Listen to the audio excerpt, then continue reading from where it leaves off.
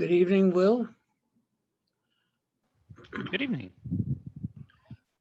Did I send you the list I sent to did Tricia, the 4 or 5 items? Mhm. I did. You did. I got Good. it. Fine, good, okay. Now, if we don't hear from Chris Crowley of the Parks Department on St. Catherine's Park, we'll lay it over till, we'll raise the issue that will be up in October. Unless Wes has an answer for us. Yeah. Okay. I hadn't seen this, the QR symbol. We've started putting those on all of the flyers that we will eventually put on lampposts ourselves, but when we send them to applicants. And so we also send flyers to Rebecca Seawright's office. Oh, very good. And so she puts them up in the window of her office. And so anybody who's just walking by can scan the code and. But Will, I'm sorry, Will, we're not doing enough outreach. We need more outreach. We need to get postings. We got to get. You know who I'm parodying. We are both live on YouTube and Facebook and being recorded. So I don't know anything you're talking about. Everybody. Hello, Tricia. Will, I was referring to Elaine Walsh.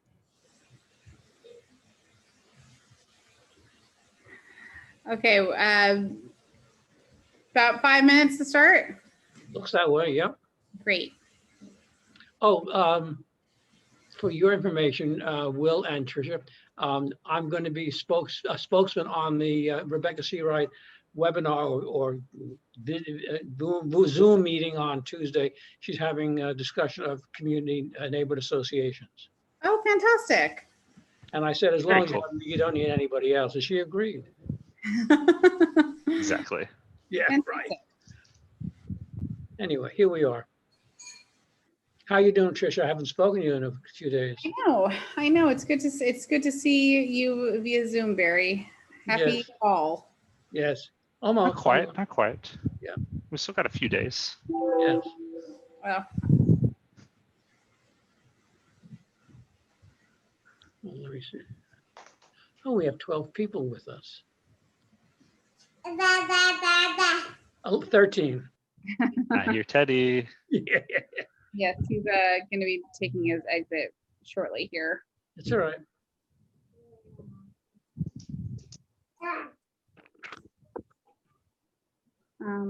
There's Wes. Oh, yes.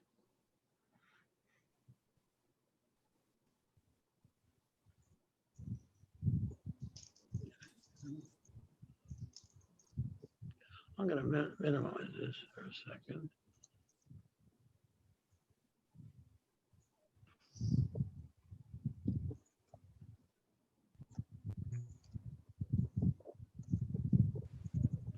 Thanks, Will. Sorry about that. I was muting myself for Teddy. Fair enough. A good trick that if you think that you may need to mute a lot while not being muted is if you call in through a phone, you can mute on your phone, like using the mute button on your phone and not using *6 or whatever. But if you call and sync it with the video through, like what Alita does, actually. Okay. Does that make sense? Yeah, that admittedly, I may be a little too lazy to do that this time around, but I will. But that's a very good suggestion. Okay, a couple more minutes. I'm good at a few things these days, and I think most of them are being on Zoom meetings. So I'm here to help, Patricia. It's probably a talent that will serve you later on. I imagine after all of this.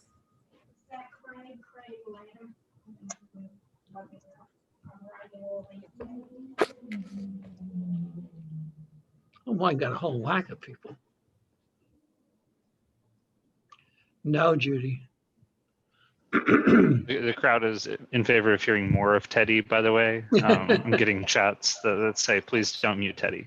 I doubt that. Teddy's getting louder by the day, and I think I need to get my hearing checked after this pandemic.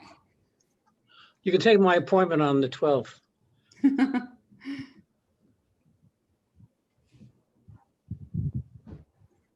Okay, a minute or two more.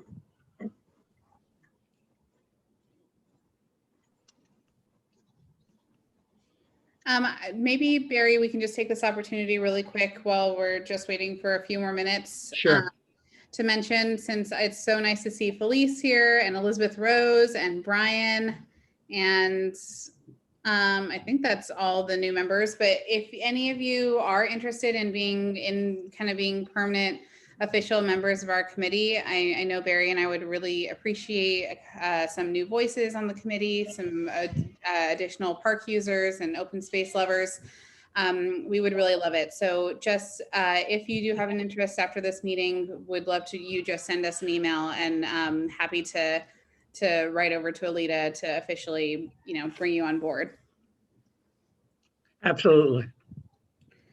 Great. Can we start? Yeah, I've got, well, one of my clocks says 6:30. Let's go ahead. Perfect.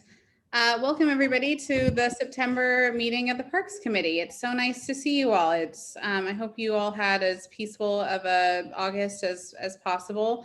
So happy to see all of you on Zoom. I miss you guys, and so it's nice to see you all. Nice to get back to work. I see Teddy's buddy is here tonight. Teddy's buddy. Yeah, Michael Simpson's buddy. Oh, look at Michael Simpson and Christopher. That's terrific. Oh, welcome. Oh, we're so happy to have you. Maybe, I don't know if we can unmute Mike or not. Yes, we certainly can. Welcome, Michael. Hi, everybody. Hope everyone had a great summer. Good. How are you feeling, Michael? Bye and see everybody. It's been a while. Christopher's just going to be joining for a little bit because my wife is on a work call herself. So I'm on daddy duty right now. Welcome. Thank you. We're so happy to have you, and I hope you're feeling better, and Christopher looks beautiful. I think that we're just going to jump right into the first presentation. Is that right, Barry? Yeah, absolutely. Go ahead, please. Great. So I'm sorry, I just actually, over the summertime, I'm sure you might have heard, we had a lot of articles about it, right at 74th Street. Six, thank you. Right at 76th Street, we had a major collapse of the waterfront. It was, I just happened to be there with my son Teddy and Dove. Barry had called me because the Parks Department had reached out to us. We ended up going over there and speaking to Mark and seeing the damage ourselves. It was about the size of a king-size bed of a hole, is how I remember it. Extremely dangerous. We're very grateful to the Parks Department for acting quickly to rope it off. But the truth is that at a time during the pandemic when everybody is using their open space more than ever before, this was really the worst time that we could lose out on some of our most essential open space. Even as we were taping it up, and I was there with the Parks Department trying to rope it off, we had bikers and runners who were trying to push their way through and trying to run past and run through, when clearly there was just no safe way to do so.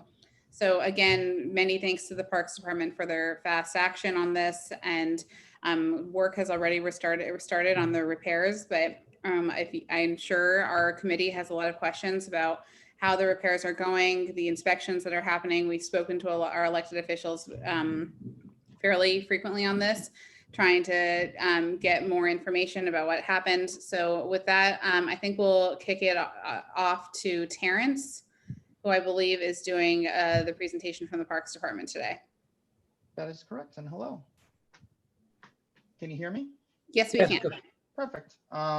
So I'm not sure if the video was shared with you or if I can share my screen. What works best for you? I think sharing your screen. Will, can we? You should be able to share your screen, Terrence. Okay, give me 1 second.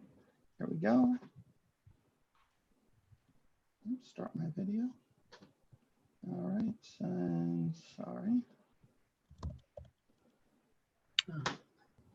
Okay, can you all see that? Not, yes. Perfect. And I'm glad to see that someone else has a kid here. So if you hear any loud noises from my end, my wife is currently working on putting my 18-month-old to bed. So hopefully he's a little quiet, but glad to see that it is a family affair. So as requested, we did want to provide a update on that sinkhole and the seawall collapse over at East 76th Street. So here you can see on that right-hand side is soon after that collapse happened. That was occurred on July 20th. Prior to the collapse, we had blocked off a section here after we had been notified that there was some undermining at this location. But then obviously the collapse was beyond what we had originally anticipated, as you can see with that fallen fence in there. And then barricades were put up beyond that. And actually, we've unfortunately had to close through passage to the north and south since that time. We were in the final stages of a procurement of a citywide retaining wall contract. So actually, we were able to mobilize that contractor fairly quickly. He did mobilize on August 20th. And the first activities that he performed were excavating that area to get out the debris and things like that, so we could identify the actual field conditions. And this is what you're seeing on that left-hand side here. On the right-hand side, I believe this is looking south. On the left-hand side, this is looking north. And so we performed that field excavation, and then also they put in security measures to stop any further loss of backfill. And that was important because if that erosion continued to the west, that would also have risk to the FDR, which is right besides the Esplanade at this location.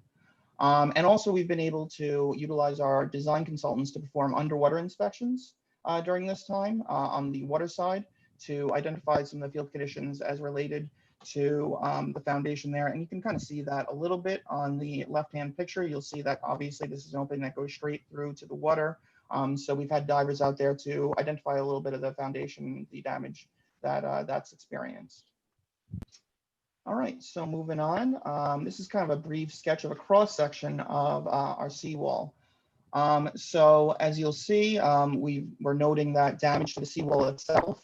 The erosion of that backfill that's basically flowed out into the water, which then left that span of Esplanade undermined, which led to the collapse.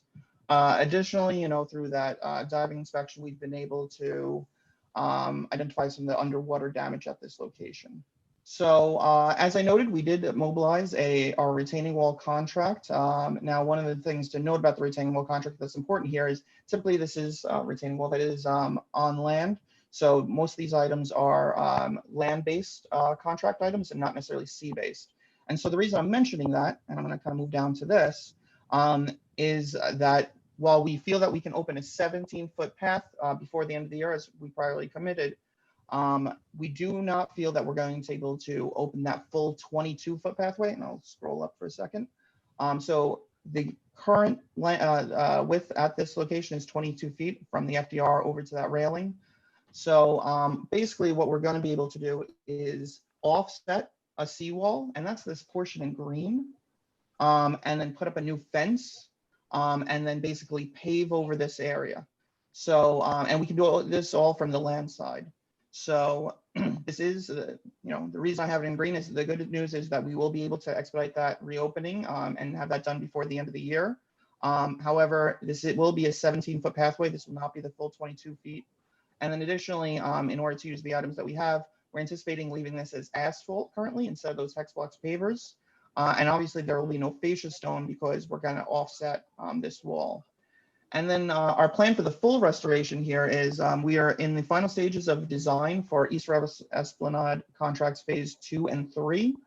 And that's performing work up at 114th and 117th, I believe 92nd and 94th and 62nd to 63rd. So we were going to now include this section in that contract.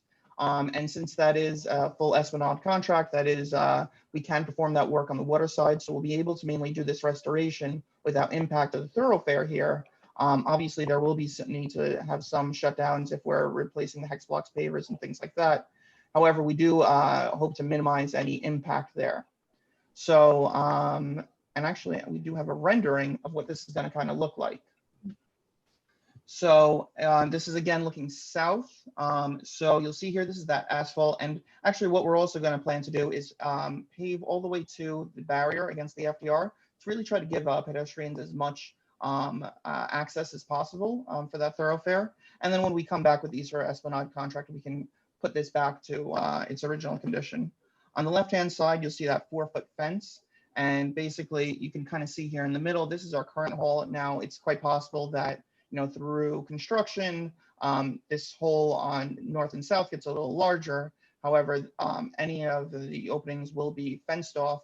And then kind of right here is where that new seawall will be. That is solid and that we feel good installing. It's just that we can't put it out over here because we have concerns about doing that waterside work that we're not able to do in this contract and making this stable. So we're offsetting that about 5 feet, creating this pathway. And there we are. So that is all the slides I have here. So that's just the update that we wanted to bring to you folks and let you know. Tricia, go ahead. Okay. So if you have a question, which I see Judy has one up, her hand up, if you could just raise your hand, which is the blue. I'm sure everybody's a pro at Zoom by now, but in case you don't know, under the participants menu, there's a blue hand raised. If you click on that, you'll go into the queue to ask questions. I see everybody's starting to ask them. So I will reserve my questions for the end, I think, and we'll go straight to Judy. So Will, if you can unmute Judy, and then it'll be Elizabeth Rose, then Felice. Right, and I will remind everybody on the phone, it's *9 to raise your hand. And Terrence, if you don't mind, actually, we had a couple people asking if you wouldn't mind making this a full screen of the PDF by going to view and full screen. So it's a little easier for people to see on their small devices. Judy. Yes, simple question. Terrence, could you please send the presentation to Will at the community board if he doesn't have it for posting? That should not be a problem. I can send this over, of course. It's down 4th from the bottom. Just Zoom, sorry. Little. No, in your original menu, 4th from the bottom, or hit Control L. Control L, that'll work for me too. Sorry about that. Oh, there we go.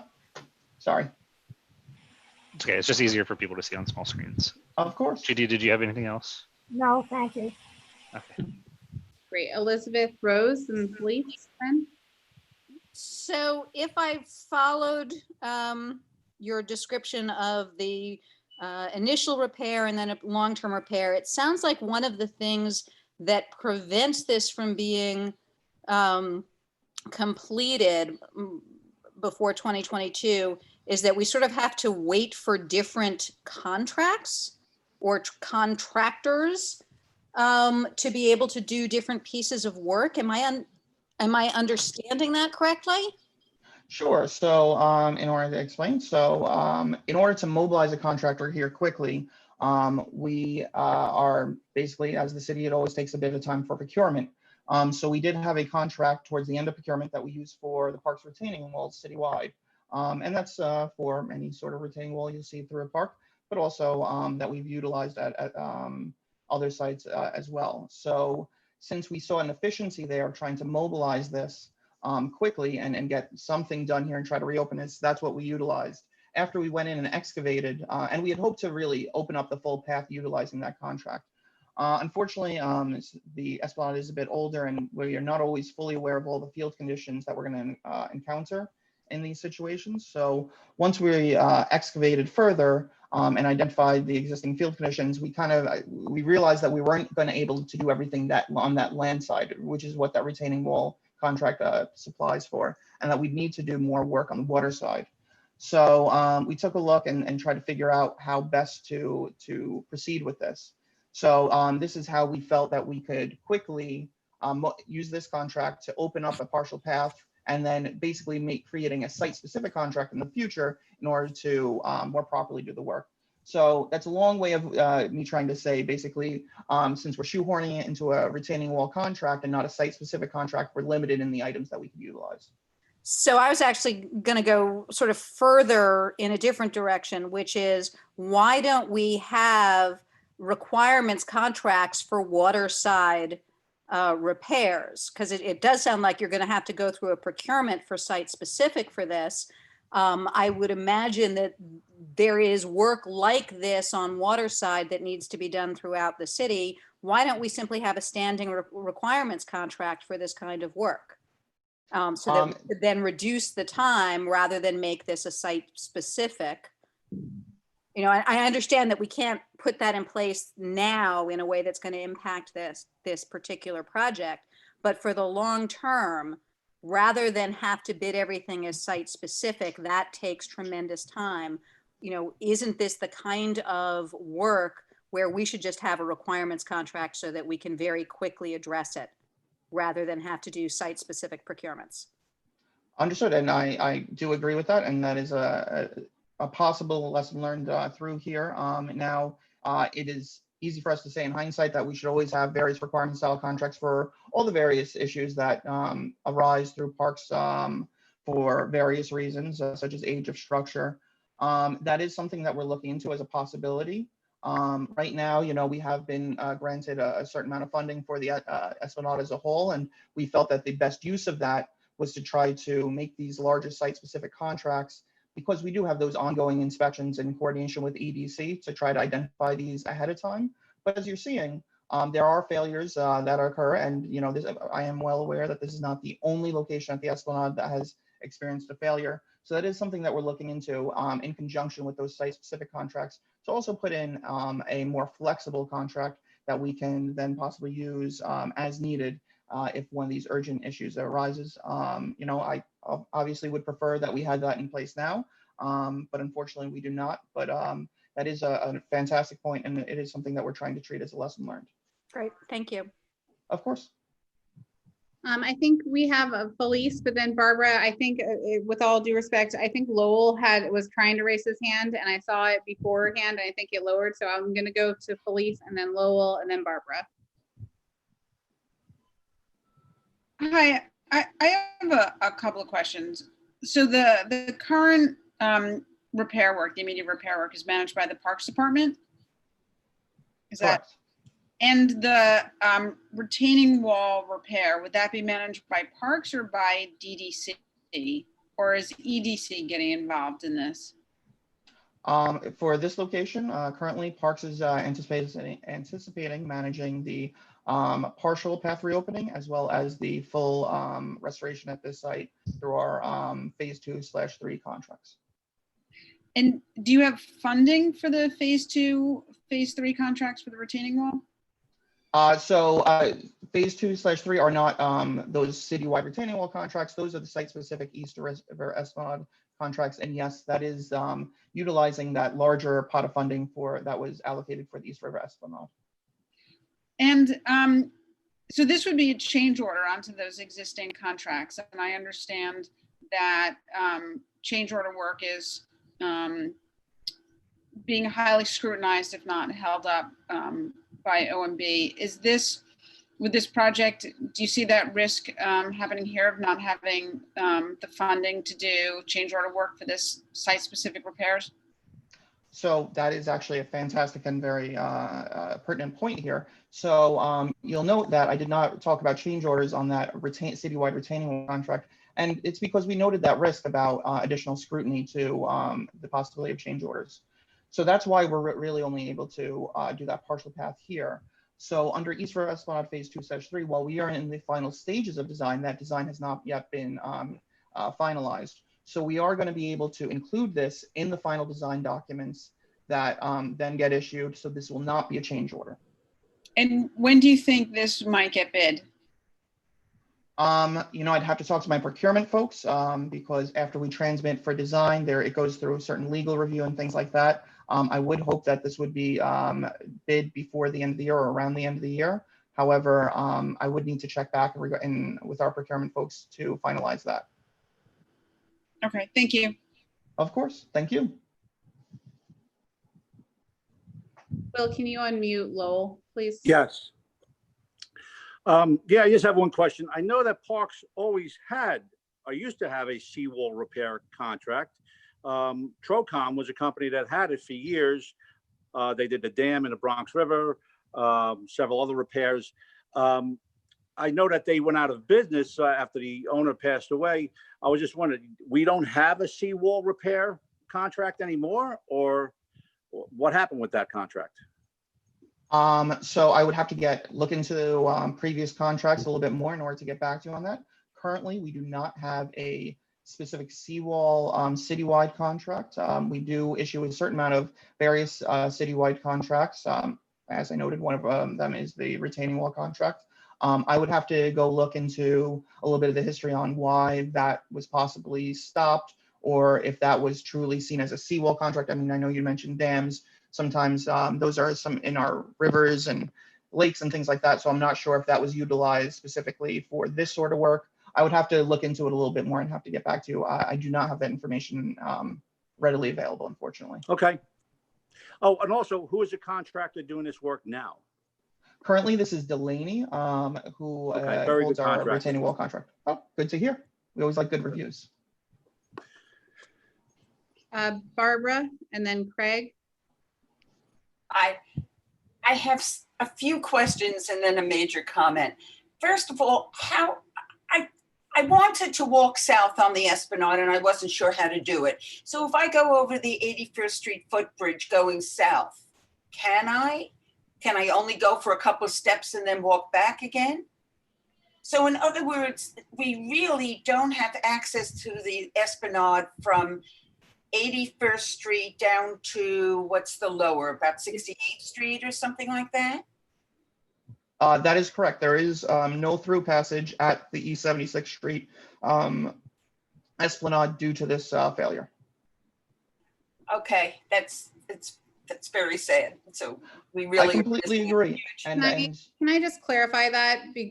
So you can access, if you go down on 86th Street, you can get off the Esplanade at 76th Street, right next to John Jay Park. It's right before you will basically run into this project, but you can use that pedestrian footpath, and then you can get back on at 71st Street and go down. So the area from 76th to 71st Street is really blocked off, but those two pedestrian bridges at 76th Street and 71st Street are still being used. So Barbara, if you were to walk down, you could walk down, you would go down to 76. 76. That go bridge, up. I thought that was higher up. The bridge is 76 by John Jay.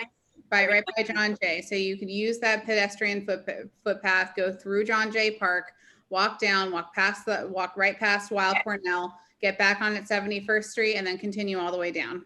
So those pedestrian footpaths are still there and still used. Great.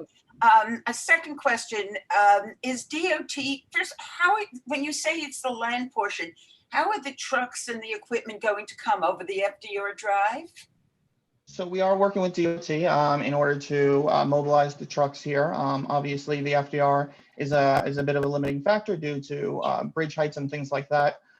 So I don't at my fingertips have the exact plan, but we do have to get a DOT permit in order to bring in the trucks over here. So we have very quickly and immediately reached out to them in order to work with them to identify which trucks we can bring and when, and if we needed any shutdowns related to the FDR. So we are still working with them regarding that, but that will be coordinated. You're shutting down traffic. You would have to be careful with shutting down traffic and all of that. Of course. Thankfully, if there's any benefit here, there is a slight pull off right at this location. So we are able to bring some trucks and station them there when we're doing the work without impacting the FDR too much. Then I just have a third quick question and then a comment. I don't believe, am I right, Trish and Barry, that this was not next on the list? That I know 104th Street, I believe, is your next repair. I think this is called an emergency. Well, this is the second emergency in really just a few years that we've had. I really worry. I mean, so far, thank goodness, we have not had any human problems along the way. I think it's a miracle, quite truthfully, that things haven't happened. You're welcome. I just wonder if we should be a little bit more proactive and say, don't lean against the railings or whatever. I have to tell you, know how much I love and was involved with the Esplanade for so many years. I would not lean against the Esplanade, the railings at all. I'm wondering, I still can't understand how this was such a shocker that it was just about to fall in. The same thing happened on 80 by Gracie Mansion, where one day it just fell in. Without any, we were told that it's a moderate, needs moderate amount of repairs. And the next thing you know, the whole thing fell in. So I don't know if you have an answer or Tricia wants to answer. How could we not have understood that this was in such bad condition and that it should be higher on the list of repairs? So I'm going to say something here, and then I would love for the Parks Department to respond to this. We knew that this area was in weak condition. We knew this. If you remember, Barbara, we were all in person at the blood center. I stood up and I told everybody, I said, this is in weak condition, right, and it is not slated for funding. So right, Barry had called me and told me about the hole. I knew exactly where it was because we'd already seen, right, we already knew that it was happening. Tricia, so, I was not asking you about it. I'm well aware that you knew it was the Parks Department. But your question is a good one, and and it was something that I was going to ask Terrence anyways, but maybe since you are asking it, I'll rephrase it to Terrence. How do we've had studies done before, the most recent one done by EDC in 2018, if I recall correctly. That's correct. Those studies had already outlined the weak areas of the Esplanade. Now this one was weak and it was not funded, and so there are several others, at least 8 other locations along the Esplanade that have been deemed weak. And I'm curious that if you guys are also looking at those structures along the Esplanade. I'm truly am concerned about the fall coming in and bad weather coming in, and what happens if these other areas collapse before we expected them to. Are you guys inspecting these other areas to ensure the structural integrity of these spots? Sure. So you're absolutely correct. So 2018 was the last EDC report. And I believe 2012 was the one before that. And we're trying to do these inspections about every 5 years or so, which is deemed, typical best practice here. I believe the 2018 report identified this location as poor. So in the scale of things, below poor is serious, and below that is critical. So after, actually prior to that report, we were planning which sections to do.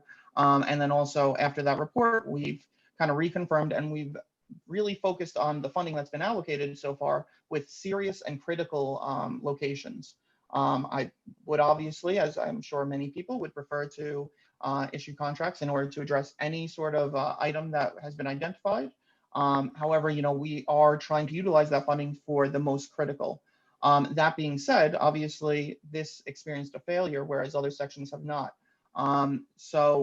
That is a lesson to us that, in between these 5-year cycles, we are experiencing failures. So, as I identified, if this section was identified as poor, we would not anticipate a failure to happen so quickly after that inspection. However, it has. And so we've identified certain things such as some of the larger wakes that are experienced from the nearby ferries that have been more frequent here. So that's something that, has been noted to us, and something that we're going to have to take a look at. And so we're trying to figure out, as you say, to be more proactive and identify these things, but also to utilize our funding as best as we can. So that is how we're trying to go, and we're in talks with EDC to try to figure out a best path for this. However, right now we are trying to do those 5-year inspections in order to identify these critical areas ahead of time. However, in this case, unfortunately, a non-critical area, as identified in the EDC report, did fail. Can I just say, this is the second area, I really don't mean to be difficult, but this is the second area that was non-critical that literally fell in into the river. Just, I mean, shockingly. I wonder if we should change the company that's doing the inspection, because I think they're maybe not doing it right, or maybe change the grading. And when it's 4, even if you don't get to it, to mark it off and somehow know, as much as I would hate to give up 1 inch of the Esplanade, I'd rather give it up than have somebody fall in. I think this could have been really horrible. And certainly the one by Gracie Mansion. If it was not 5:30 in the morning, if it was 9:30 in the morning, we would have had a very different story. Understood, and I don't necessarily disagree. We are trying to review the best way to try to identify these areas ahead of time and implement a solution. You know, unfortunately, our capital process through the city does take a little bit of time for procurement, which is why I know some of the previous speakers did talk about maybe a requirement style contract in order to hopefully maybe address some of these items before they become so critical. That is an option that we could possibly look into. But right now we are trying with that site specific in order to utilize that funding as widely as possible in order to bring this up to as much of Esplanade to a state of good repair as possible. Thank you. Of course. We're all safe for many, many different reasons. Craig? Well, Craig, but Wes has his hand up, so maybe Wes has something to add to this. So Will, do you mind unmuting Wes too? I think I am. Can you hear me now? You are. Yeah. Yes, we can. Thank you. I just wanted to add in, and you know, safety is a top concern of ours, and I just wanted to mention as well that our staff and supervision is also checking topside. Obviously, we can't check underneath. We rely on the engineers to do that. But we're looking at topside throughout the entire Esplanade. We're checking it daily, and our supervisors are checking it even closer once a week, looking for any kind of flaws, any kind of issues that could be. And I just also wanted to note that in both the collapses, at both Gracie and at this collapse, we did have it barricaded. We did know the structure was weak. So we take it as a very high concern of ours as well, the public safety. So I just try to instill a little bit of confidence to know that we are for that. And anything that is reported to us, we're going to check out. Anything that we see as suspicious, we're going to caution off, and we're going to reach out to the engineers to go and check the subsurface as soon as we identify it. Great. Craig, and then B. Goldenberg. I'm not sure who that is. But Craig, go ahead. Sure. Hi, everyone. So I appreciate that these sites were barricaded before the collapse took place, but frankly, when I'm on the Esplanade and I see a little hole in the Esplanade, I don't want to just see barriers. I want to see something that's much more permanent in place to make sure that that people don't perhaps move it at some point unknowingly or something happens, because this is, frankly, I apologize for my frustration, but I've really lost track at this point as to how often in the Esplanade within Community District 8 has had to deal with closures over the past 5+ years at this point, both the emergency repairs and the capital improvements. But it's beyond frustrating. It's one of our community's greatest assets, and it's unable to function as it's supposed to, and our community is really suffering as a result of it. And I mean, color me a skeptic, but we all had to live with the 90th Street Gracie Mansion seawall repairs that took much longer, years longer than it was originally anticipated to.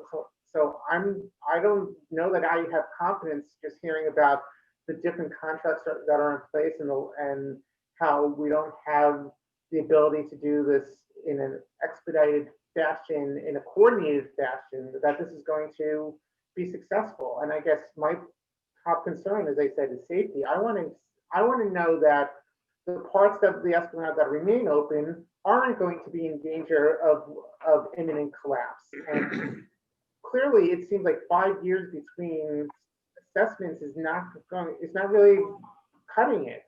We need to. How do we reassure the community that the Esplanade is safe? I guess that's really the bottom line is what I'm trying to get at. And how are we going to feel confident that we can address not only the 76th Street situation now, but others that we can possibly anticipate and deal with it sooner rather than waiting for a full collapse to take place? So there were a few items there, and I'm going to try to address each of them. So first, you talked about the idea of more permanent fencing because some of these barricades can be moved. That is something that we've noted, and we're actually trying to proceed with a separate contract for more permanent fencing to avoid that exact situation. That is something that we've noted, and we're trying to quickly proceed with a contract in order to put that in place and be able to install more permanent fencing where we are not able to mobilize a contractor as quickly as we'd like. So that is something that we've noted and we're trying to address. Separately, I believe you noted the just overall concern over at the Esplanade, and I do understand that. We are trying to be as proactive as possible within reason.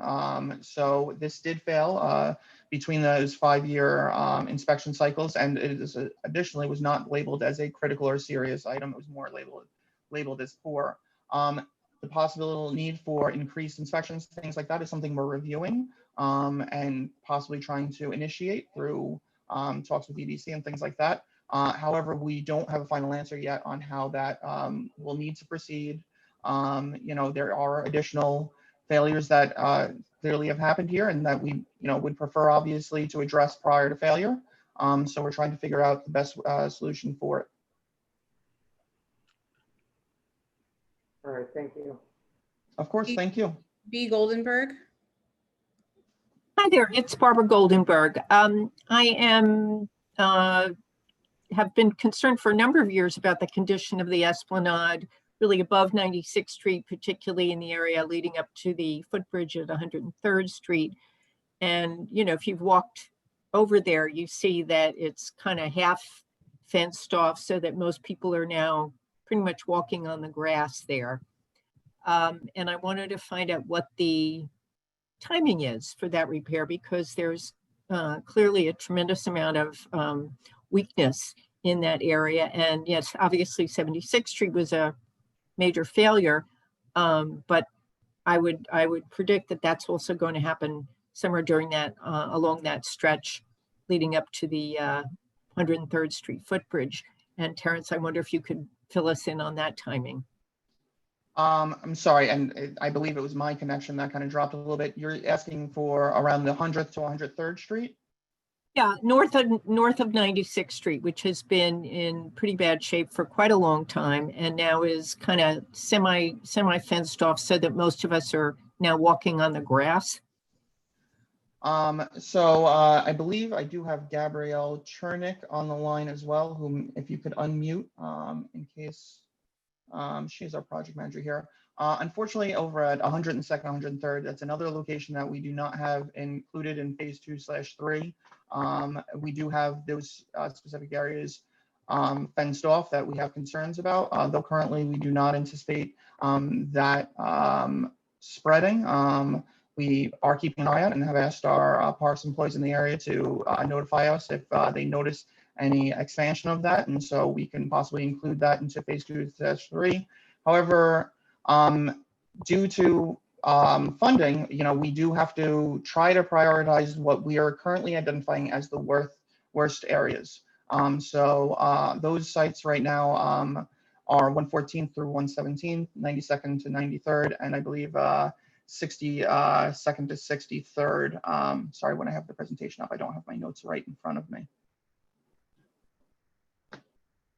So areas above 96th Street are not included in any of these plans? The area 114th through 117th, which is currently, I believe, fully closed, is included in phase 2/3. And additionally, I believe 92nd and 93rd is also included. Just to clarify, that's 90 to 94. 96 and 103. 96 to 103 is not currently included. Sorry, I'm trying to bring up my notes. Because there's clearly a lot of problems that are developing there, and this kind of, you should forgive me, kind of half-baked fencing that's, you know, kind of blown over, and now everybody's kind of trying to walk around it, et cetera. I mean, it's just, it's not acceptable. I completely agree. And I did see a video of a lot of that range fencing kind of blown over, as you just noted. So that is why I think I previously noted that we are trying to put into place a more substantial fencing contract. Obviously, that is not a solution that we'd prefer. We'd prefer to do actual repairs. However, we are trying to utilize what we do have available to us to make safe the areas that we can, and trying to put more substantial fencing in, kind of like the one you see here, so that they don't blow over or are not as easily removed. So the fact that there are areas that are practically closed off is sort of doesn't kind of push it up the priority list. I would not say that. I say it does push up the priority list. However, we do also have full closures that are also something that we're trying to address. So I would hate to say that, you know, I don't want to prioritize anything. However, we are trying to prioritize from the inspections as best we can those areas that are labeled as serious or critical that we have the largest concern about failure. Thank you.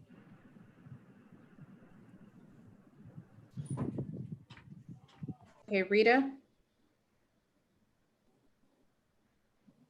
It's a shame that the Esplanade on the east side is like a patchwork quilt that keeps unraveling. And it looks like a patchwork quilt. I'm channeling Terry Slater, who always used the west side as an example as to why is it working over there and why is it not working over here. And somebody told me that when real estate developers developed on the west side, that they contributed money to the Riverside Drive, whatever that is called. Do we have any plans or anything in place to do the same on this side so that we could get this done in a more expedient manner and in larger portions than in inches? So there are multiple stakeholders trying to pursue various projects on the Esplanade. I know Hospital for Special Surgeries is trying to do some topside work, and I believe this area is covered. EDC is trying to do some work at various locations. So you know, unfortunately, you know, you noted that patchwork approach. So it's not that everybody's putting into one big pot that is then kind of drawn down through a single contract method. But it's more that depending on the location, there are various stakeholders that are trying to keep up with the deterioration of the Esplanade. You know, I do find what you're kind of saying there interesting. I'm not as familiar with the history on, you know, how the West Side addressed that need. But that is interesting. Currently, we are basically utilizing our own the parks funding that we've been allocated in order to address as much of it as possible. But like I said, there are some separate, I should say, projects that are occurring throughout the Esplanade as well. Thank you. Of course, thank you. Marco? Oh, thank you. Well, first, I'm not going to refer what you are proposing today, but I'm trying to see in a big scale. And I'm going to say the following. The way you approach the preservation and maintenance of the Esplanade is unacceptable. That is not proactive. Proactive should be when it looks like that is a secret of state. All the reports should be available in the community world aid. It should be in the web so many people can be aware of that. Well, another way is you should, if you know the weakest part of the retention wall are in poor condition or in critical condition, it should be assigned on the Esplanade. So in the event like Barbara said, let me quote, this couldn't be horrible if a human being happened and any accident over there. But if you put at least a signs in the weakest part or in a problematic part, that would be prevent any accident, serious problem. And my first complaint is why is not available this report on the Community Board 8? Because that allows us to create a plan of how to tackle this problem. We have an opportunity to participate in the budget. And then we can say, well, we need money for these repairs. Money will come from that part. So money, that is the biggest priority. Without no money, you cannot do much. So it's our obligation, all fellow community members, to fight for money to repair the Esplanade. And without money, cannot do much. And the other point is, you are checking, you claiming that you check correctly and trying to be proactive. You need to know all this kind of information. Personally, myself, I would like to have a full assessment of the condition of the retention wall. Once we have the condition, then we can recommend something.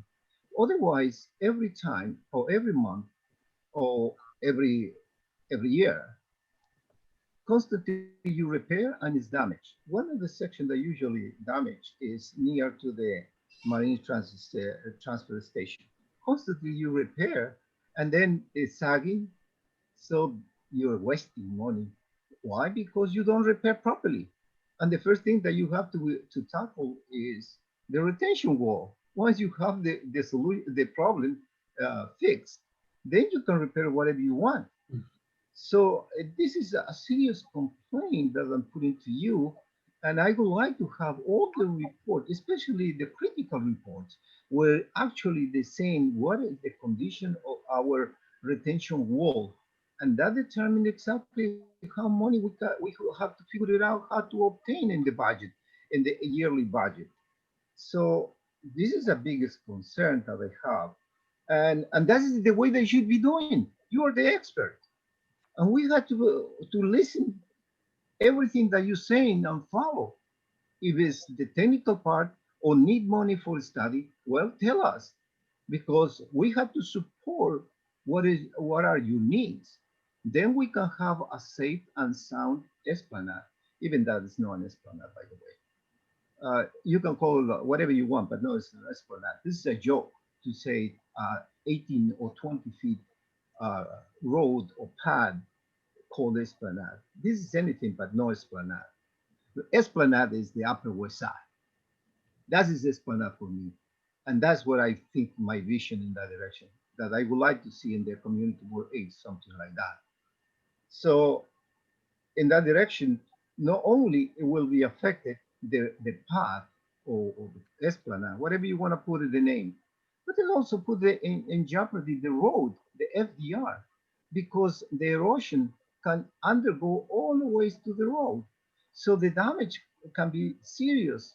So if we have a real diagnosis of the retention wall, then we can see exactly what are our problems and figure it out how to fix. Now you come in with a project. Well, personally myself, I cannot comment anything because whatever you do the right thing in the middle of this emergency. But we cannot wait until it's happened the problem and then fix. We have to be, like you said, proactive. Proactive means actually is tackled where we have the problems. So that is my comments. Marco, thank you very much for your comment. I'd like to make an observation. The item on the table tonight is a 76 Street repair. The greater concern about the Esplanade in total is beyond the scope of this one meeting. I think we have to confine ourselves to discussion of the 76th Street repair. However, let me point out, as you probably are well aware, about 8 or 10 years, maybe 10 or 12 years ago, the East River Task Force was formed by Councilwoman Maloney, and at that time, our city council member, Jessica Lavin. Jessica, and they meet on a regular basis. They meet quarterly with the Department of Parks to address the Esplanade in CB8. obviously what is needed now is a greater body than just Board 8 or Board 11 or Board 6. It should be the entire stretch along the East River, but that's for another time. I'd like to confine ourselves to this issue. We did call this to the attention of the task force. Tricia did. I see Abby Dembski is on the call tonight. Let us take a look. Will, Alita, Tricia, myself, see how we can go forward in addressing a lot of these very concerning issues that have to be addressed, but they're much greater than 76th Street collapse. This may be the trigger, but we have to move beyond this. I have a couple of questions, and I'll So stop. let me finish before you continue. I think you're finished. It's okay. Go ahead, Marco. Go ahead, Marco. Marco. Oh, Marco, you're muted. I thought you were finished, Marco. I'm sorry. Yeah, it's okay. It's okay. The point is, you're absolutely right. We have to deal exactly with this application, no doubt. And I agree with you. But the point is, if we don't open for future conversations to request the parks to come in with a plan, well, so at this time probably is out of order. I agree with that. But the point is, I had to set the points for the future because we cannot continue like that. Yes, let's go talk about just only this failure. And from my point of view, yes, I would like to recommend the approval. Thank you. Thank you. Barry, you have comments. I have comments, but I see Lee hasn't spoken yet, and she's a member of the public. So if you'd like to speak, Barry, you certainly can. Or we can. Let the member of the public speak, please. Oh, Wendy, you'll just have to confirm on you. You're good. Wendy.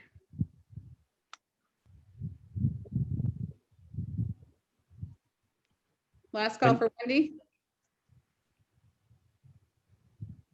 Wendy, we can't hear you. Chat me if you. Can you hear? Yes. Yeah. Okay, great. I wanted to thank you for the opportunity to let me speak, and I wanted to synthesize some of the opinions that I've been hearing here. Barry and Marco, I think that there's both a local problem and that there's the larger problem of understanding how impacted the underpilings are and the structural integrity underneath the Esplanade. Fixing this portion of the Esplanade without understanding what's happening to the north and the south, and in fact on the FDR Drive, is going to be a waste of repair money, which as a taxpayer, I incredibly resent. And also as a person who walks and who loves my neighbors, I don't want anybody else to be harmed. It is a miracle that no one fell through and that no one has been killed.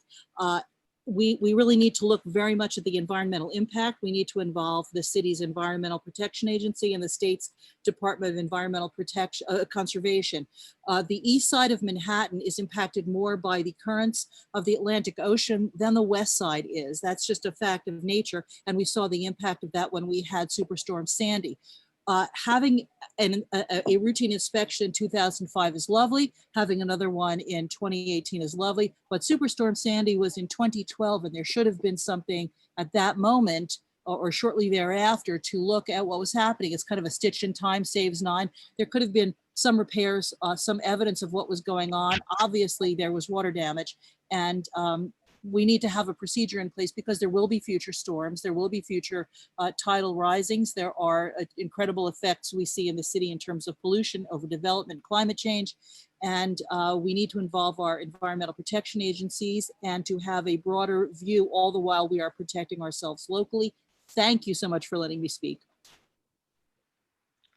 Great. Thanks, Wendy. Barbara, I know you have your hand raised, but I'd like Barry to go, and then I'd like to say a few comments, and then we'll go back for any second round of questions anybody has. So Barry, go ahead. Good. Thank you very much, Terrence, for your presentation. A couple of questions. Timeline. When do you, can you give us indication of staging of this project and when it is projected to be completed? And number two, the budget for the item.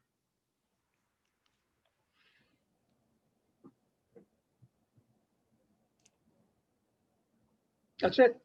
Terrence. Okay. Sorry, I had muted myself. My son was in the room, and I was not able to unmute myself. Sorry. Can you repeat that? Yes, certainly. Time and cost. So currently we are committing to opening this prior to the end of 2020. We're expediting design and things like that. And obviously there are concerns about any other field conditions that we may encounter. So beyond specific on that, I would not feel comfortable giving you something I didn't feel confident in. So that's why we're indicating currently by the end of 2020. In relation to cost, we originally anticipated a max of about 750,000 for this site. Due to, again, field conditions, we do anticipate going a bit over on that. I'd have to see the latest estimate on that, but I would be, I'm anticipating about less than $1 million in order to perform this work. Terrence, thank you very much. Thank you. I have a couple questions and then we'll go to Barbara. Terrence, what is your, I don't know if you've presented to us before on this. What is your title at Parks? Sure. I am the Director of Engineering. Okay. And question about the asphalt that you're putting down. Is it expected to put back the hexagonal pavers when you do the full work in phase 2, phase 3, or is that just staying as is? So we will be putting back hex block pavers. As I kind of previously touched on, I believe this area is covered under the topside work that HSS is doing. However, I'm not sure if we would want them to touch the asphalt, and we'd probably leave that work for the phase 2/3. However, we still have to coordinate that portion. But for the time being, I would anticipate asphalt there, but we would replace the hex block pavers under some future contract mechanism. Sorry, say that. So wait, I'm sorry. So asphalt's going to stay there until phase 2, phase 3, and then you guys. Yes. Most likely, there is the possibility that maybe we utilize the HSS contract, which is doing some of the partial topside replacement here to replace some of these this asphalt area, but we still have to coordinate that. And honestly, I'm not sure if I would feel comfortable performing work in this location until we do our final repair.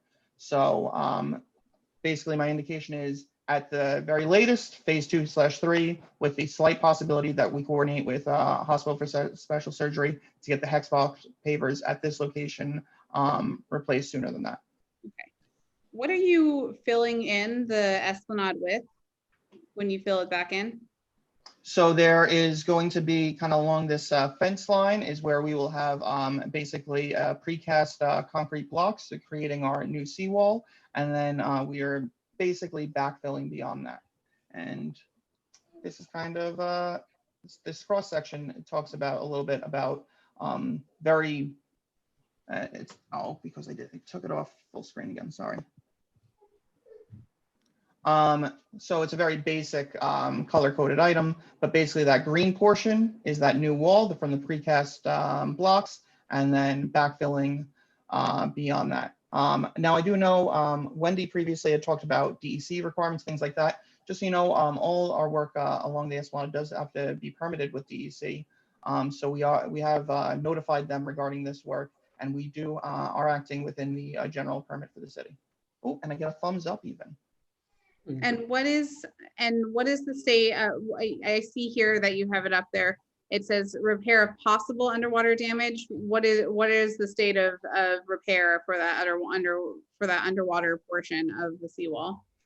So as I indicated, we have done some diving there, and we can schedule additional dives. That's basically that's part of the reason why we don't feel as comfortable with this contract doing that full scale repair.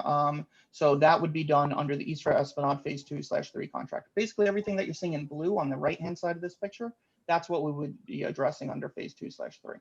Isn't there without fully repairing that bottom portion, are we not putting people at risk walking on the Esplanade when it's not going to be an actual full repair? So I will say that this being a very basic drawing looks more treacherous than it is, that these kind of Thunderbolt, I'll call them, lines go a little bit deeper. This was really just a placeholder for identifying some of the damage there. The reason that we're offsetting the wall is that we do feel comfortable with the foundation there. So we do feel comfortable with that location, creating a safe Esplanade with that partial path. If we did not feel comfortable with it, we would not proceed with it. And ultimately, you determined that through your investigation that the reason why this collapsed in the first place was because of that seawall and because of extra wear and tear from the wakes from the East River and that sort of thing. Is that what you determined was the cause of this escalated repair or a breakdown? So you're talking about escalated deterioration for going from that poor section to obviously a failure. So it's impossible to say with complete certainty, what caused this. So in this case, one of the things that was noted in the poor identification on the 2018 report was that it was missing the fascia stone. So it's quite possible that the fascia stone was actually helping hold back some of that seawall. And then additionally, and you're not going to see this because it's a section view, just north of this area. Oh, actually, so you see this little manhole. There's an outfall right here, DEP outfall. So it looks like the existing condition, the field condition here was a little atypical than what we'd expect in the sense of it looks kind of like a concrete plug that was not necessarily properly joined to the rest of the wall, and that might have exacerbated the situation here, which is unfortunate and one of the field conditions that was not readily apparent for an inspection. So we do feel that the missing fascia stones in combination with the additional wakes and the fact that this basically the wall there was not properly joined all contributed to the fact that that wall, then that concrete block came out. There was then that soil and backfill washed away, creating a unsupported span of that concrete. Once that was noted, that's when we closed down that area. And obviously very soon after that, the failure occurred. And you said that the money that came to fix this project came out of a contract that was about seawall repair. That was just going through. What other areas were being funded through this contract? So this is a citywide retaining wall contract. I do not have the list right in front of me, but it's basically part of not just the Esplanade, obviously, but Parks owns quite a bit of land. We have retaining walls throughout the city that we inspect in accordance with DOB regulations that we're trying to keep up with, and then also are just noted to us as places in disrepair. When we note one of those things, we try to perform the repairs under a larger citywide contract that we try to keep flexible so that we can mobilize if there is an urgent need. So there are a number of sites developed under it. Unfortunately, again, since I have this up, I don't have the list right in front of me, but it's throughout the city: Bronx, Brooklyn, Queens, Manhattan, Staten Island. Okay, great. And my concern is with the full repairs going under phase 2, phase 3 of the Esplanade repairs is just that already we were seeing other sites being bumped off that phase because of lack of adequate funding. So I'm worried that, I guess, with the addition of this site, which obviously needs it, that another site is going to be bumped off that list and into some phase 4, which hasn't even been funded yet. So I don't know if it's you or if it's Gabby or somebody else who can talk about whether or not the addition of this project is going to either take away another site from repairs from phase 2, phase 3, or reduce the level and quality of repair from, say, a full repair to a partial repair. Gabby can correct me if my information is mistaken, but we do not currently anticipate this repair impacting the number of sites or the level of repair that we were originally anticipating for phase 2/3. I guess I just don't understand how that's possible. So funding, I believe, total for this one is about 100 million. As I noted, we anticipate the repair here being about $1 million. So it is kind of within our budget to include this section as well as the rest. And additionally, as I noted, this is being performed under the retaining wall contract. We do have a separate pot of money in order to repair retaining walls citywide. If needed, we could tap into that in order to make sure that we do not impact phase 2/3. I had another question about other sites and just the overall structure and safety. immediately after this happened, we obviously spoke with our elected officials, including Congresswoman Carolyn Maloney, who indicated that her conversations with Commissioner Silver and with engineers at the site had indicated that they didn't know the structural integrity of the FDR in some of the areas that were right up against the Esplanade. So I'm wondering about if you can speak to it all, any sort of safety concerns, any sort of weakening of the ground beneath the FDR, and if you guys are looking into that at all. Sure. So when this failed, we immediately also talked to city and state DOT for this location and informed them of our repair plan. So we have been in contact with them regarding it, and they are in favor of how we're approaching this currently. They have notified us that if that undermining did continue, they would have concerns regarding the FDR. One of the reasons that we did mobilize so quickly was in order to limit any further undermining at this specific location. Furthermore, I am not able to speak specifically to state or city DOT inspections and things like that. However, it is my understanding that state DOT, on behalf of city DOT, which I believe the FDR is under, but don't quote me on that one, is performing an inspection along this section going north to about the Triborough Bridge there. And taking a look at that to make sure that they feel comfortable or if they want to try to identify any possible undermining there. But again, I cannot speak for state or city DOT. They would have to comment on that directly. Okay. I guess this is just a final comment, and I mean, I'm really heartbroken by this.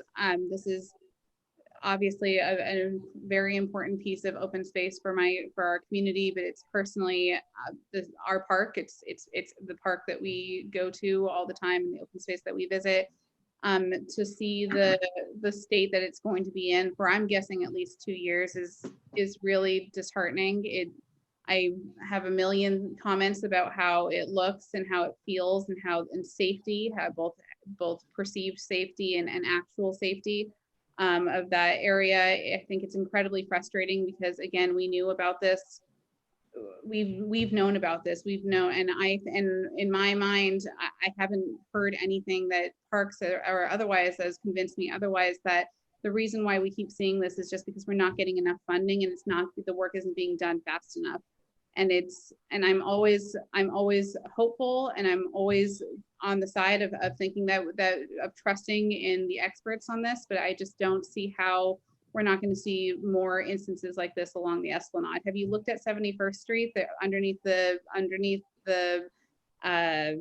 benches there is a growing sinkhole right on 71st Street, which isn't on the EDC report.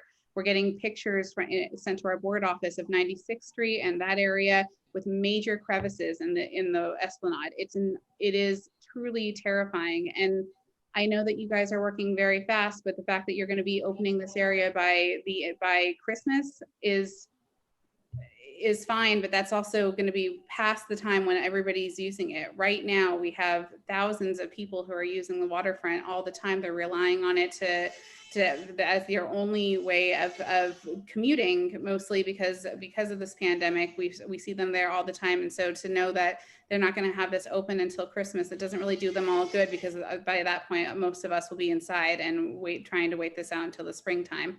So I'm at a loss for words here, and I just wish that we can get this. I personally think that we should be looking at, if this area was weakened by the influx of wakes from ferry use and from the East River use, then I personally think that we should be looking at the entire East Esplanade again to see if there are other weakened areas because of ferry use. We're seeing that increase. We just increased our increased traffic last week or 2 weeks ago on the East River. So if that's the case, then I personally think that we should be looking at the entire Esplanade again, particularly as we go into our storm season of fall.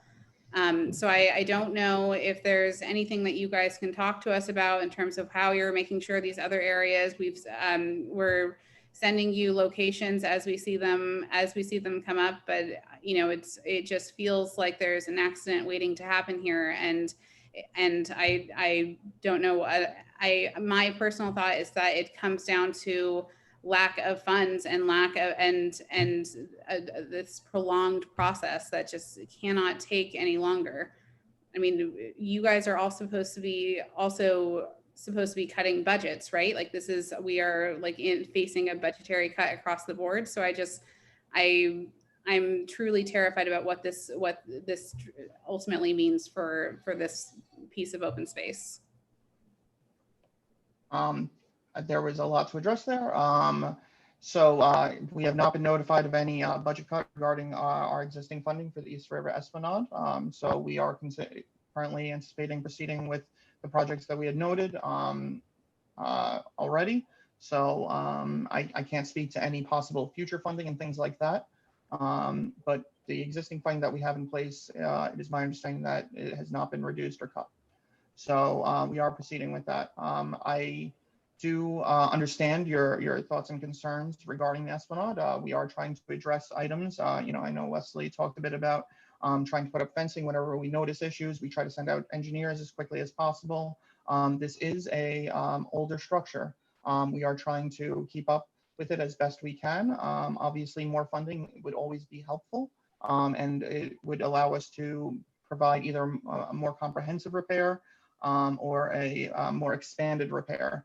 We are working within the budget that has been allocated to us and trying to use it as efficiently as possible in order to maintain the Esplanade. But obviously, with failures like this, that's something that's not acceptable, and we're trying our best to keep up with it. But obviously, items like this are still occurring, and we do have to take a look at either increased inspections or a modified way of addressing it. I do understand that.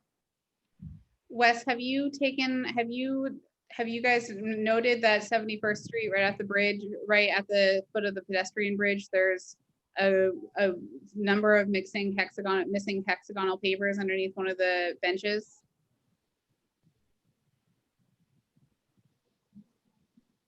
I lost part of you there, but I do say, did we note the sinkhole underneath the benches? Yes. At 71st Street, we do have that noted. Okay. I'm muted. Yeah. Yeah, you're unmuted. Thank you. Barbara?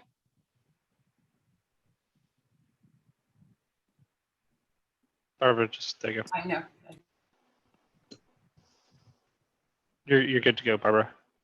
Oh, no, you're not anymore. I keep clicking, we keep clicking together. I agree with every negative, including what I said. I do want to say one thing. It frustrates me a little bit to hear after 11, 12 years that we've been working very hard on it. I will just tell you that I remember about 12 years ago, I went to Carol Maloney's office and I met with the deputy chief of staff, who was this enthusiastic woman, and went on a walk with me to see what I was talking about with it. Her name is Tricia Shimamura, by the way. And it was from there, from her enthusiasm, that we got Carolyn to give the money. This has been worked on, and we're not talking about having a cake sale to fund it. We're obviously, $1 million is nothing. We're talking about hundreds of millions of dollars. We have made a lot of progress, frustratingly slow. But it seems like every time somebody says we need a master plan, we're not the West Side. This is not the West Side. We're not going to be the West Side. It's different, just like Carshers Park is not Central Park. This is, for those of us that love it, absolutely love it. But if you look at, in terms of funding, when you look at Rockefeller, that Rockefeller did, HSS, some of the other hospitals, you see the repairs that went on when we finally opened up by Carshers Park. It's beautiful, and it's well done when it finally opens up. I don't mean to, believe me, I agree with everything that was said in terms of, how scared I am that something major is going to happen. But I do hope, and what I am going to ask, will you do the same shrubbery and benches and all of that when this is finally done, or is it just doing the repairs and not above? One of the things we as a community fought for originally, they said they'll only do the underneath repairs and not care above. And we said, you have to do the above also. It has to end up looking beautiful. And I'm just wondering if that will be the case now, that we will end up with something that looks as beautiful as the one. I mean, I think that area by Gracie Mansion is really lovely, as well as the Rockefeller and those areas down there.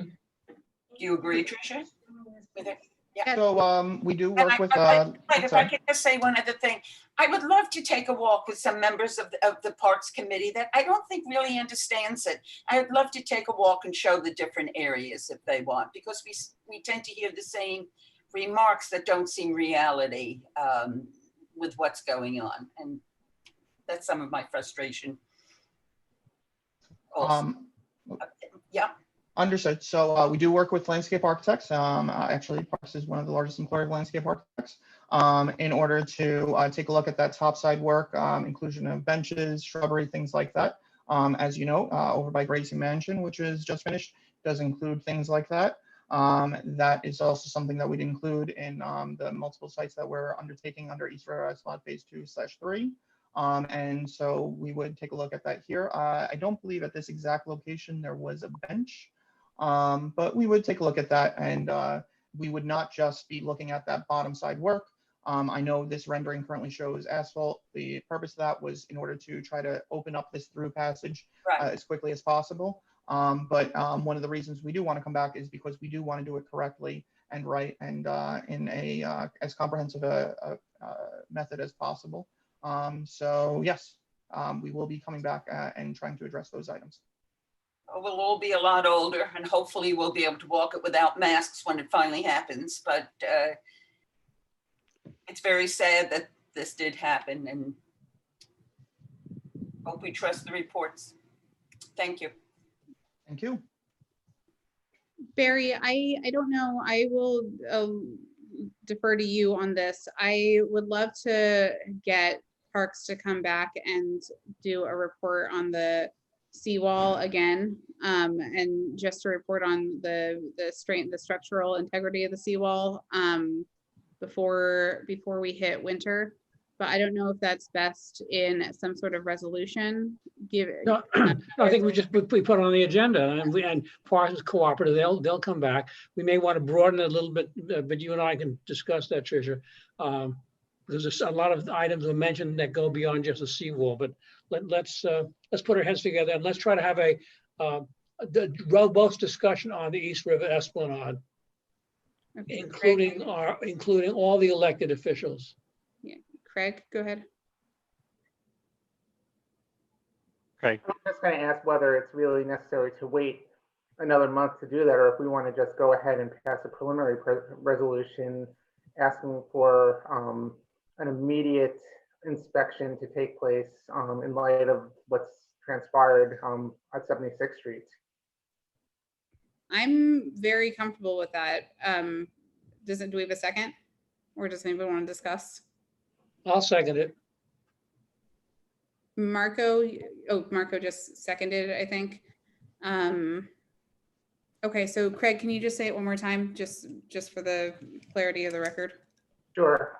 In light of the recent collapse at 76th Street and the knowledge that the recent collapses within our community district have taken place between inspection periods, Community Board 8 requests an immediate inspection of whatever it's going to be, the entire Esplanade or Esplanade within Community District 8, to ensure that any emergencies are avoided before they occur.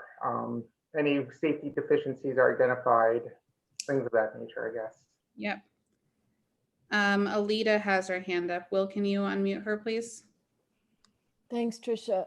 I completely agree with that. It's really dangerous to leave it unexamined. And I'm wondering if we could extend it to cover all of the east side of Manhattan as far up as the Esplanade goes, if we have the jurisdiction to do that, because as long as we're hearing this and having a resolution, it makes sense to just cover everything and not an artificial, because it's the district designation or border. So yeah, if everyone's okay, I definitely accept that as a friendly amendment. I mean, we've heard from we heard from one of the attendees about North 96th Street. I've experienced that recently as well. It clearly transcends community districts, and it's an Esplanade-wide issue. I agree with that. Thank you. Marco has his hand up. I don't know if you can accept a friendly amendment. I would like to put also that all the reports in the past that they did should be part of to be presented to the community board. So we can have a previous assessment and then we have the final assessment. Thank you. Sure. I thank you, Marco. I was gonna ask that somehow too, so that's great. Okay. So we had a second. I saw from Rita's hand. So all those in favor, please either raise your hand or. How about if you're not in favor, raise your hand.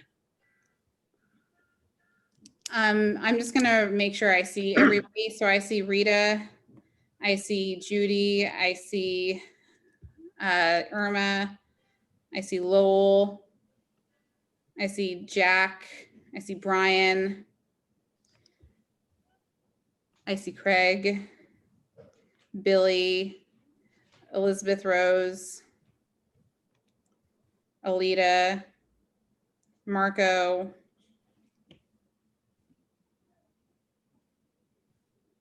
Felice, Takako, Lori. I think that's it. Brian? I got Brian. Gotcha. Okay. That's it. Thank you, guys. Got it. Barry, next item. Okay, we call now on Will. Oh, I got Irma. Irma? And Barbara. I'm sorry, Barbara.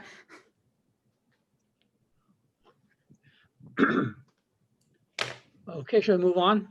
Yes, please. Okay, Wes Hamilton will now give us a parks update. Wes is the district manager. Wes, it's all yours.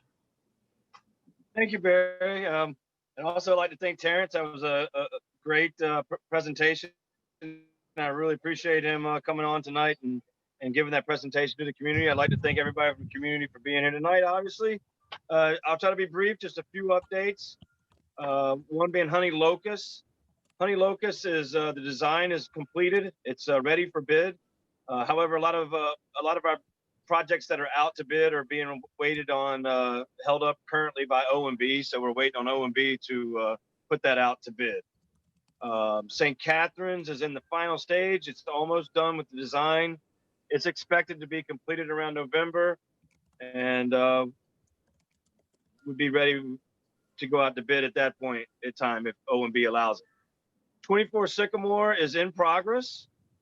It's approximately about 32% completed. They are aiming for a May, June completion of 2021.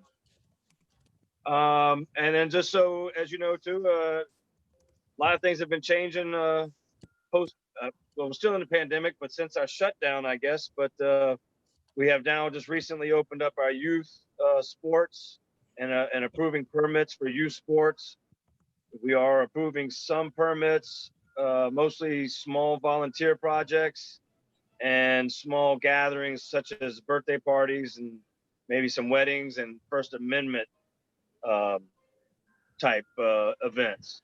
We're not currently doing any kind of entertaining events or anything that might draw in larger people, but we are doing youth sports at this time. So you'll be seeing groups playing back on the multi-purpose play areas and things of that nature. So we're moving forward in that area. Couple of things just with the districts. Stanley Isaac's shops department recently repaired all the lights. I had a report that the lights were out at Stanley Isaac's, and really like to thank our guys at shops. They got right on it as soon as I let them know about it, and they repaired it. My understanding that all the lights are working tonight. We've ordered new signs for Rupert Park, specifically stating no dogs on the lawn areas and keep out of unauthorized areas that mysteriously keep getting removed from the site. So we've ordered some more signs for that location and hopefully address for that. Obviously too, our parks usage is up, and we're trying to accommodate the usage with the less staff that we have. We're looking forward to 2 staff that was pulled we didn't receive our seasonal staff this summer, but they did decide at the last minute to open up a couple pools. So we lost 2 staff to perform those duties at the pools. And we should be getting them back next week. So we look forward to that. So we've just been trying to carry along and accomplish what we would normally do as best we can under these circumstances, which has been challenging with more people in the parks and with less people to do what we normally do. But with that being said, is there any questions?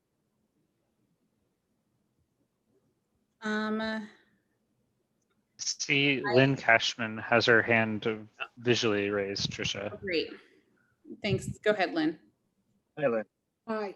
I have, there's a big major problem in the park by the conservatory water, the sailboat pond. Those bathrooms are not open because Pandit Quotidian has closed. And as I understand it, they were managing those bathrooms. As a result, people are using the woods to relieve themselves.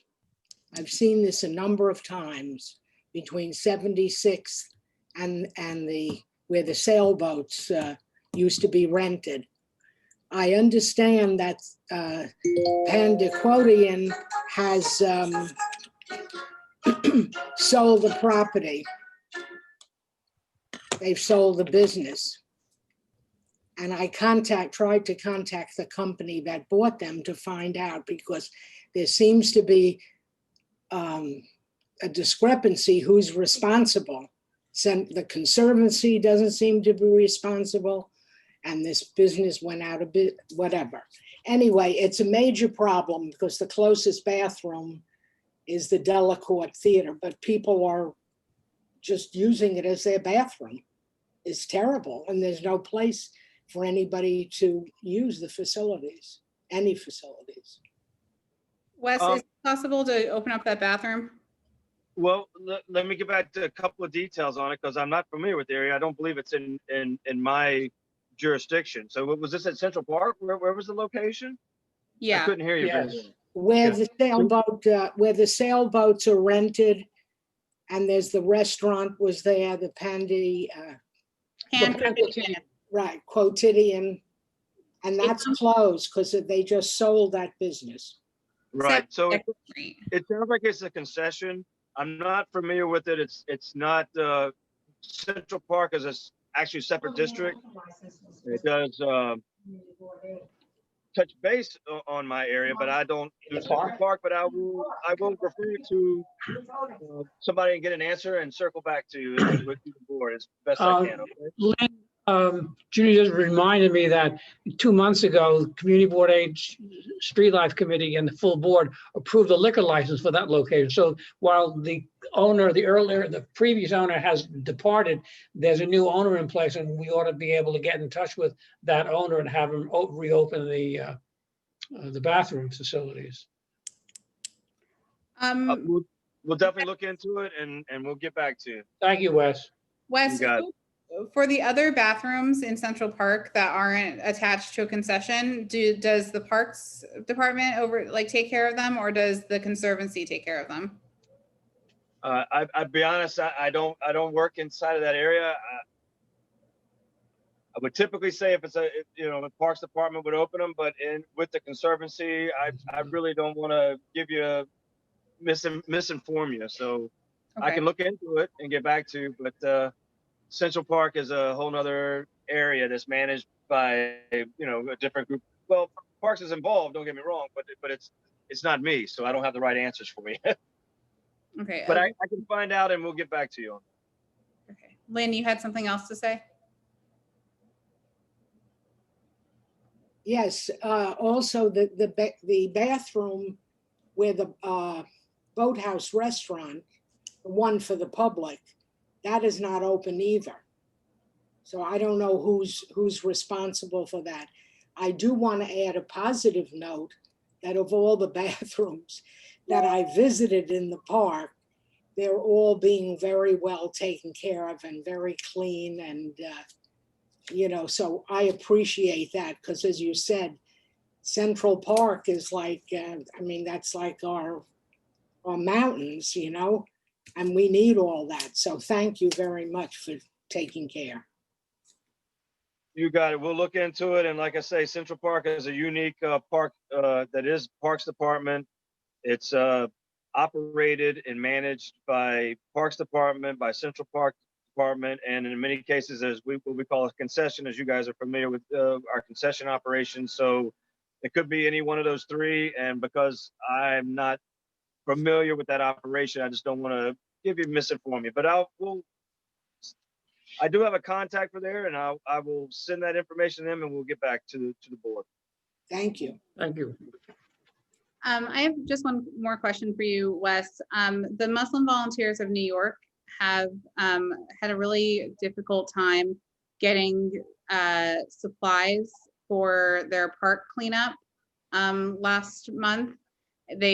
Somebody from the Parks Department was very kind and got them like little hose and gloves, but what they really needed was rakes and larger tools to do the cleanup.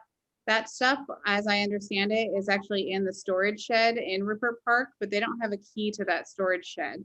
So is there a way that we can actually give Muslim Volunteers for New York a key to that storage shed so that they can access those tools? They have another cleanup coming up in the fall, and I want to make sure that they don't have run into the same issues.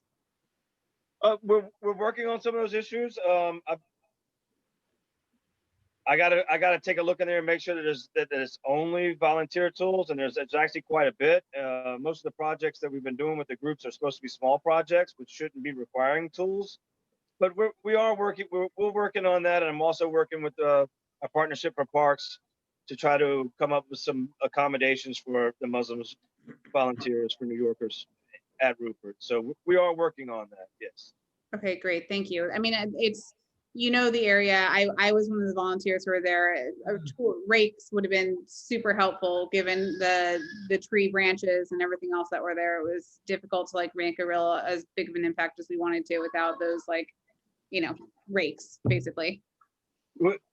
I understand it. And as I say too, I mean, we've kind of changed the whole operation and how we're doing this, and everything that we're doing, we're trying to basically relearn what we're doing, because we're very short of staff, and we're trying to do the volunteer events, but we're not able to really commit our staff to delivering tools. On any given day, I may only have at District 8, I may only have 1 or 2 drivers. Mm-hmm. And that's to cover the entire district. So sites that are mobile sites, it's very challenging to commit them to something to be at a certain place at a certain time, because then we know we can't clean a certain area at a certain place at a certain time. No, yeah, I understand that. We are working on trying to overcome these issues, and as I say, we're kind of learning the problems as we go, and we are addressing those problems, and we'll get it better, and we'll get it worked out and smoothed out. I think Rupert does have the ability to. It has tools there. It's just working out the arrangements for that. Elizabeth Rose has a question. Thank you. Wes, just following up on your comment a second ago about we typically don't have volunteers do projects that require tools. Given our fiscal constraints that I expect are going to last for a very long time, why wouldn't we want to take advantage of using volunteer labor on larger projects and things that might require tools? I got to believe that those kinds of things can be organized. Yes, no, we definitely want to take advantage of volunteers, and we need volunteers. What I'm stating is the tools, when we do It's My Park Day and several large scale projects, when we're talking, we're trying to do smaller scale projects, and I'm not saying we don't use any tools, but that they shouldn't need as much tools. And what we're trying to do is prevent, typically when we do large projects with It's My Park Day, it's several different locations. And it really ties up most of my staff collecting the tools from a storehouse, delivering the tools and picking the tools back up. So with that being said, if we were to do large scale volunteer projects, as I mentioned before, it will exhaust my drivers, and our other locations that are not, that must be cleaned by mobile crews would not be serviced at all. So what, and again. It sounds like it's the volume of locations that is a problem. So making it more focused locations should help alleviate that. It does help that. And that's like I say, these are things that we're learning as we're moving into this new process. And we're trying to keep the project small because obviously we don't want large groups really for anything, just for safety reasons. So we're trying to minimize the projects where they don't require a lot of tools. But we are working some of these out. We're trying to do it at locations where we can maybe put the tools there at our convenience and they could be on the ready, stuff of that nature. But we're working through these things. It's a little kind of a different way that we normally do it. So we're kind of relearning, if you will. But we definitely do need and appreciate all the volunteers' work and all the projects. And we've already done some projects and it's made a huge difference. So we'll work these matters out as we move forward. Thank you. You're welcome. Brian? Hey, thanks, Wesley. I live on Roosevelt Island, so I was just curious, the parks here, are they ran by Parks Department and REOC, or is it just REOC, or is it just Parks Departments? It's an interesting question. Now, I'm not familiar with all the parks on Roosevelt Island because I'm sure there's several different types of parks. I mean, but I believe, if I'm not mistaken, I believe there are some New York City parks there. And it's my understanding that that those parks are maintained by Queens. I believe the same as the same process with the police department. So even though you're a part of Manhattan, from an operational standpoint with sanitation, Parks Department, fire, and police, you are serviced by Queens. Gosh. So if there are New York City parks, that's the borough that would be taken care of. And Brian, just so you know, and I hope that you would consider joining permanently our committee, we generally hold parks issues on Roosevelt Island as a joint issue between our committee and Roosevelt Island committee. Right. So anything that comes up, like seawall repairs or things like that, they're normally held jointly between our two committees. Yeah. I got some questions, some things that comments about parks here, Trisha, that I'm gonna email you later. So yeah, let's definitely talk. That sounds great. I would love that. One more comment, and then Barry, I'm going to pass it back to you. I just wanted to thank Wes. So a lot of you I hope you didn't hear about this because we tried to act very quickly on it.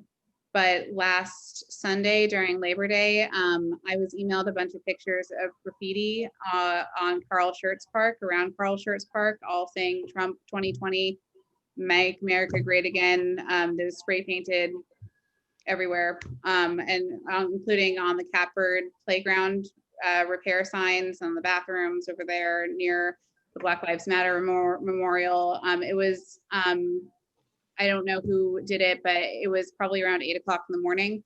And so I reached out to Wes as well as our elected officials, but told him that basically we needed to have this repaired immediately. And by 10 o'clock, they had taken down all the signs, painted over it, and nobody kind of brought anything further to us. I went over in the meantime and had put up brown paper over the area and had talked to a couple residents who were extremely disturbed by it. But I just really want to thank Wes, you and your team. You guys did an amazing job. It was so fast. Not only that, but they emailed us pictures of the work to make sure that it was done. It was just incredibly fast for a Labor Day weekend, early Sunday morning, frantic call from me. So I really do appreciate it. And I think I just really and truly, if anything, the neighbors who had brought this to my attention were shocked at how quickly the Parks Department responded to it. And if for what it's worth, you kind of put in new trust in the Parks Department for a couple of neighbors living near 86th Street. I second every comment Tricia made. She called me and told me how remarkably your reaction was so quickly and satisfactory. So thank you very much for all that effort, Wes. Thank you, guys. I thank the crews and the staff. I actually was out of town, so I kind of got it a little late. I wish we could have got it sooner, but and unfortunately, this type of vandalism is some of the stuff that we're kind of more used to and experienced to. Especially, we're seeing definitely an uptick in it this year, and definitely specifically at Carl Shirt. So, but our crews have done. These are some of the challenges that I say that we have to overcome, as well as cleaning our parks and trying to get tools to volunteers, and as well as fixing vandalism. So with the higher usage and during an election year, as well as many protests and other issues going on throughout this country, we see an uptick as well in some of the vandalism in our parks. So it's unfortunate, and we have to utilize our resources to take care of this, but that's what we're here for, and we're happy to do it. And that's why I say we really appreciate people reaching out to us, because the more information that I get, the quicker I can dispatch crews and get them to address the issue. So the more eyes are out there, the better. Thank you. Great. May I suggest, rather than burden Wes with all these phone calls, call the community board office and relate it to Will, and Will will then get it off to Wes in a timely fashion. Thank you. Shall I move on? Yes, please. Okay. Very quickly, some updates on past projects. As you know, the Tramway Plaza, the park at the tram building has been gone to us because they're going to install new elevators. That's been going on for some time. Here's a report I got today from the folks at Roosevelt Island Operating Corp. The tram elevator project was deemed an essential construction project during the New York pause. Since our last update, the piling work, foundation work, steel erection, and concrete deck pours are complete. We are currently working on welding clips for the elevator mechanism. That's what I thought they were doing now. And working on the electric and plumbing runs. Our next large move from a visual perspective will be wrapping the structure for fire barrier paint. We'll begin installing the first elevator later in the fall. As of now, the project is expected to complete in spring 2021. Another update, I spoke with Will Fisher of the Economic Development Corp. The East Midtown Greenway and Andrew Haswell Green Park Phase 2B he currently has good news for us on that. The project has restarted construction. They're working on a new schedule and will update us as soon as they can. It's really great news. These are his words. Quite a few other projects are still on hold. Now, Tricia, I think you have something regarding the cleanup and. Yep. So Muslim volunteers, as we said before, did a cleanup of Rupert Park in the summer. It was extremely small group of volunteers just because of safety concerns. So there was 10 of us. We did the best we could to clean up the park, but we could have, I think, been more efficient had we had some rakes and brooms to actually pick up the material. But we filled about, I don't know, 10 bags of garbage and general trees and shrubbery and that sort of thing. They're going to do another cleanup this fall, and I think that they're going to be able to increase their number of volunteers. So I just wanted to encourage everybody to consider spending an hour of your time cleaning up Rupert Park. That's going to happen, but we should also advocate for them just to have a key. They're the official stewards of Rupert Park, so they should have a key to the storage shed there that has what they need to clean up the park. The other issue that I'm sorry, I forgot what the other update was. No, I think we covered St. Catherine's Park, which was covered by Wes. Great. So that's really it. Oh, the last thing is just that if you recall in July, I think that we had said that that we were going to talk about equity in our parks and making sure that we are doing everything we can to moving through our committee towards a more just and equitable city for all. And that includes open space and clean air. And so that is going to be a topic that Barry and I, given just how many updates we had tonight, we said that we were going to put it on for our October agenda. Yes. So looking forward to that conversation there. And looking forward to seeing you all in October. Oh, Irma, I'm sorry, you had something, a comment. Go ahead. Irma, you just have to confirm you want to be unmuted at the bottom of your screen.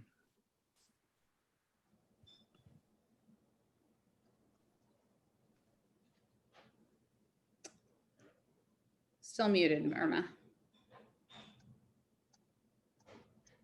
Should be bottom left hand corner.